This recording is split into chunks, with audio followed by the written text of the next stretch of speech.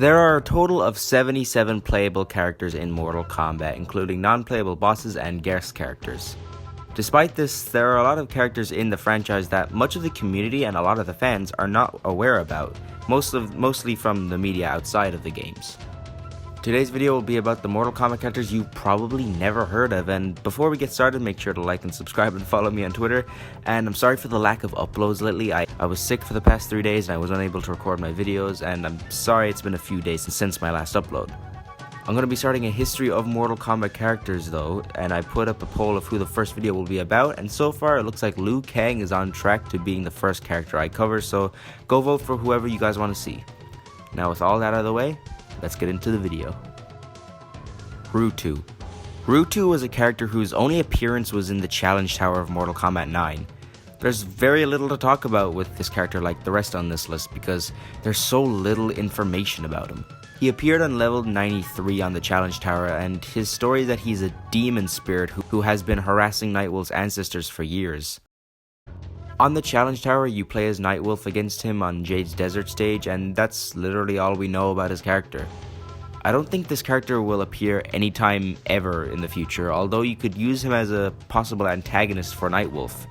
Mortal Kombat 12 will most likely have a female Nightwolf in the game as one of his ancestors, and you could put Rutu in there as well so he can be an antagonist to that version of Nightwolf. Hydro.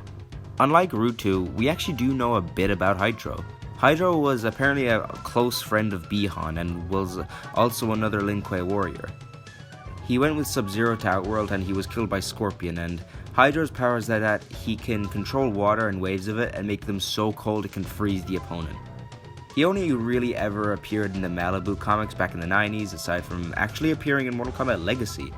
Despite Mortal Kombat Legacy being really bad, the scene with Hydro is actually a really good one. It's the one where he's a cyborg and he fights Sector and Cyrex.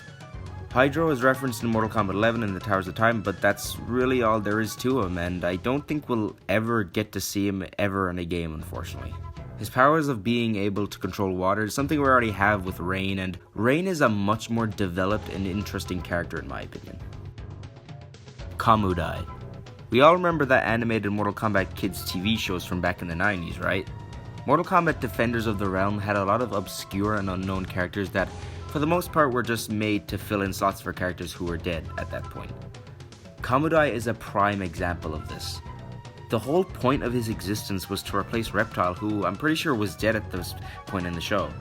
Kamodai is a Saurian and his real name is actually Gokhan. He actually did fight Jax, but obviously was defeated, but he did manage to kidnap Sonya, but was defeated by Jax again after that. And that's all there is to Kamodai. He's just a copy of Reptile to replace him after he died fighting Liu Kang. We definitely will not see this character return anytime soon. Asgard. Another obscure character from Mortal Kombat Defenders of the Realm is Asgard. This character is obviously not canon, and aside from looking like the eagle from the Angry Birds, he is a part of an eagle-like race that apparently originated from Edenia. He was an advisor to King Jared and also a general of his armies. After Jared was killed, Asgard went into hiding but stayed in contact with Princess Katana. And like the other characters, that's pretty much all we have on him. NoFace. You guys probably know about this guy. NoFace first appeared in Special Forces as a Black Dragon goon for Kano and was eventually defeated by Jax in the story mode. NoFace has, well, no face. He has no nose, no ears, no hair, and he had dynamite strapped to his chest and fuel canisters for his flamethrower on his back. And for a long time, that's all we ever knew about him, and that's pretty much still all we know about him. But unlike the rest of the characters on this list, NoFace actually did appear recently, and it was in Mortal Kombat Snowblind last year. These next two characters aren't canon, they are Mugen characters, but I still wanted to talk about them. Aqua. Aqua is an obscure fan-made character, but is actually a fan favorite in the Mugen community.